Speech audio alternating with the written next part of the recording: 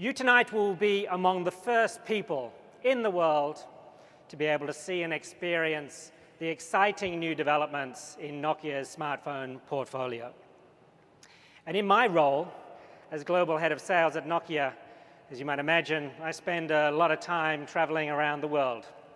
But you know, Asia-Pacific region has always been and still is near and dear to my heart. And it's the place that, well, you know, I call home. Actually, I came to Hong Kong for the first time in 1994.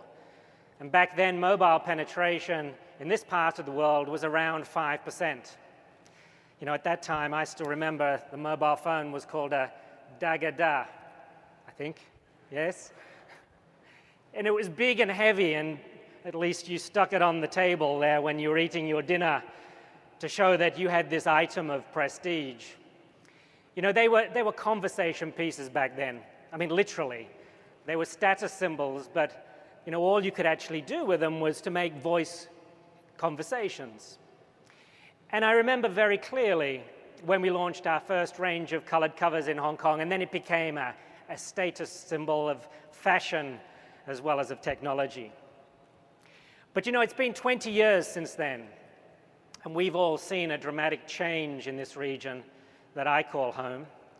Mobile penetration now has exploded to 75% in Asia-Pacific. And in Hong Kong, now it's at 160%, would you believe? And it's no longer just about the ownership of a mobile phone. It's much more about how you use it. So at Nokia, we now know that people use it for many different things.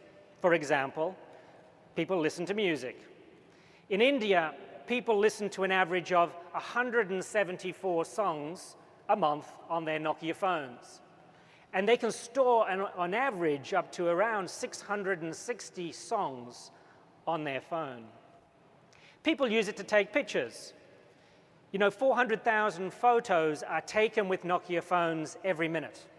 Let me repeat that. 400,000 photos are taken with Nokia phones every minute. And of these, many of them are then shared immediately over social networks to friends and family worldwide. People use their mobile phones now to visit social networks. Take China as an example. There's 40 million people who access QQ daily on the Nokia more affordable Series 60 phones. Or take Indonesia. 67% of browser users use their Nokia smartphones to visit Facebook. Or what about that great game that I know that you're all playing out there, Angry Birds? This game has now caused an amazing addiction. More than 6 million Symbian users are playing Angry Birds using their Symbian mobile phones. Other people download apps. In fact, last week at Nokia, we announced that the App Store now has reached 9 million downloads a day, which is great news for developers who can reach out now to over 100 million people who are using their Nokia smartphones. So I'm proud to work for a company that has made all of this change happen.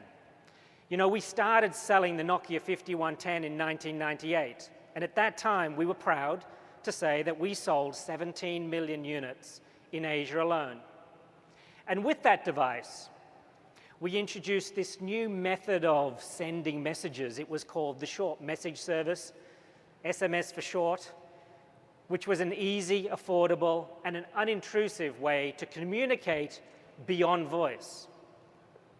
And it's this region, it's been Asia-Pacific that has set the pace of the use of SMS worldwide. So much so that in the Philippines, or so much so actually that the Philippines itself has become to be known as the texting capital of the world.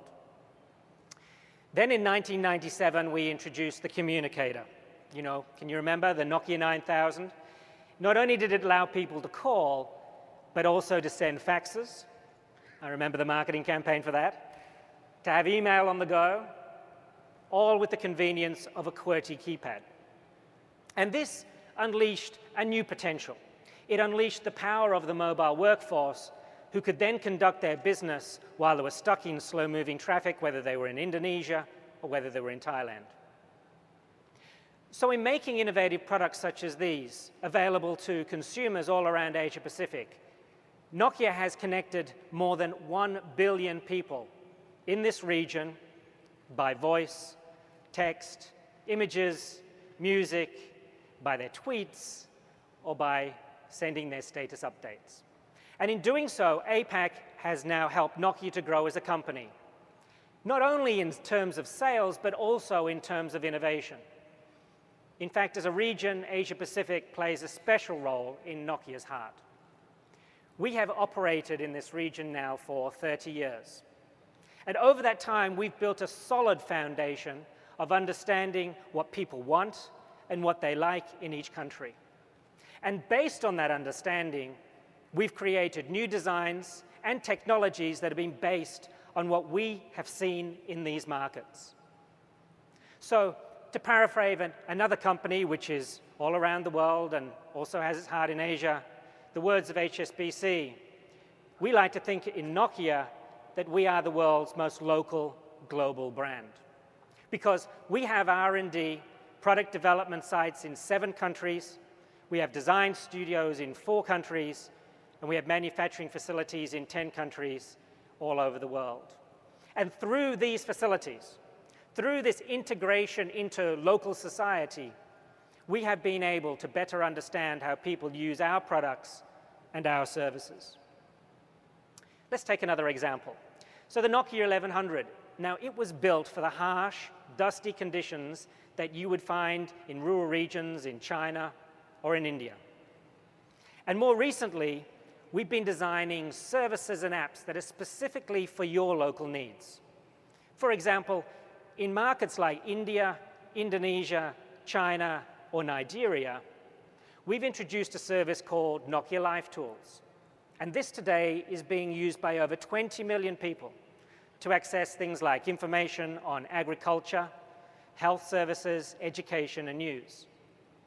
In other cases, just for fun, for example, we've worked with companies like the Bangalore-based company Divam.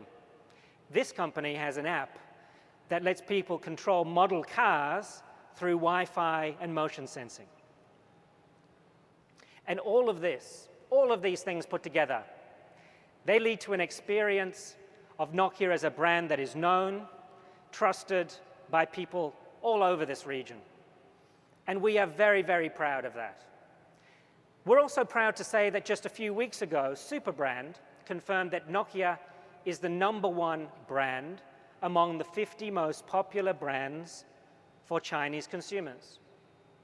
At the same time, we've actually also been voted as India's most trusted brand in India for the last 3 years in a row. Which is why we're here today, right now.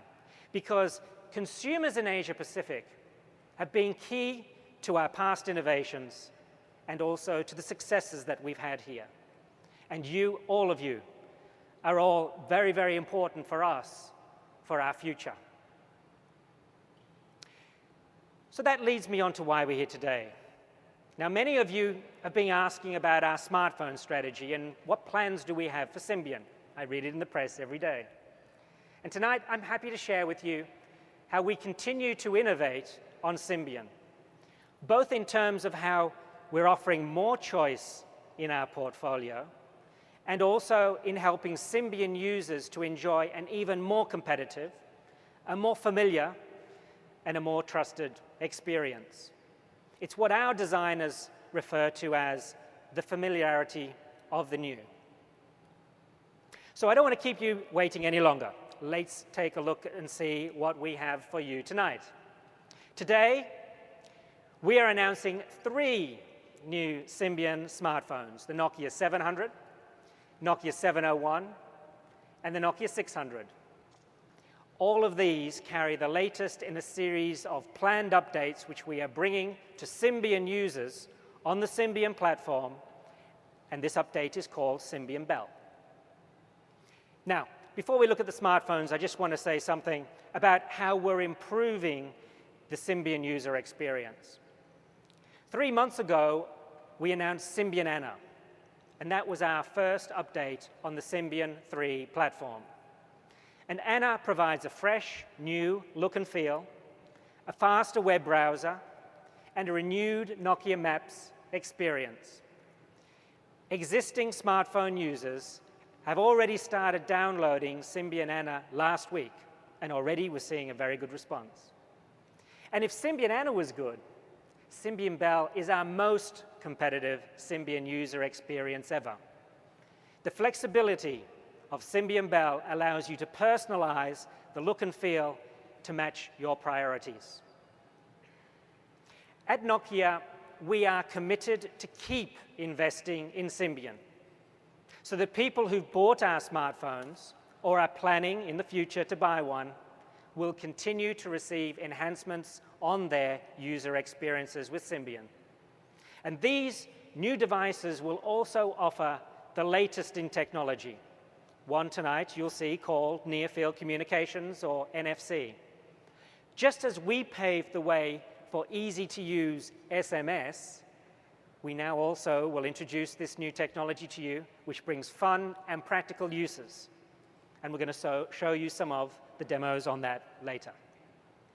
Okay, so let's start to talk about these new smartphones. So as I said, there's 3 no-compromise mass-market smartphones.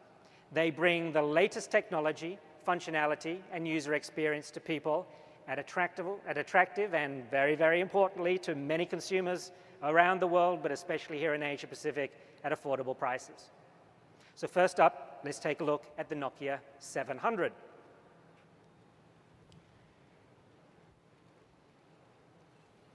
This is a beautiful and a compact smartphone. In fact, at 50 cubic centimeters, this is the smallest touchscreen monoblock smartphone in the world.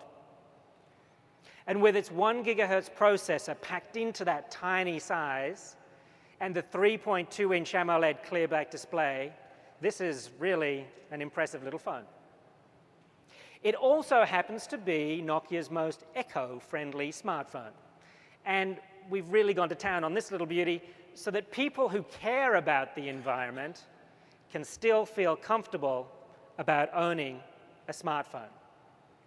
And as well as the incredible long battery life, we've made extensive use of the eco-friendly materials when in the construction of the phone. And we're very, very proud of what we've been able to achieve. So that's the Nokia 700, and for those of you who like numbers, this is going to sell for $390 before taxes and subsidies. Okay, let's take a look at the next one. The next one is the Nokia 701. And the design of this one may look a little familiar to you because it's based on the design of the Nokia C7. So it has a very sleek and elegant design, also very nice engravings here on the back, but it also boasts the brightest mobile phone display of any device on the market. And you're probably saying, so, why is that important? Well, it's got a 3.5-inch clear back display that has such incredible levels of contrast that it can be used whether you're indoors or whether you're outdoors in that glaring sun. And like the Nokia 700, it also has a 1 gigahertz processor and the ability to be able to pair and share using NFC technology, which is really, really great, and you're going to see that soon. The Nokia 701, it's going to retail at $420 before taxes and subsidies.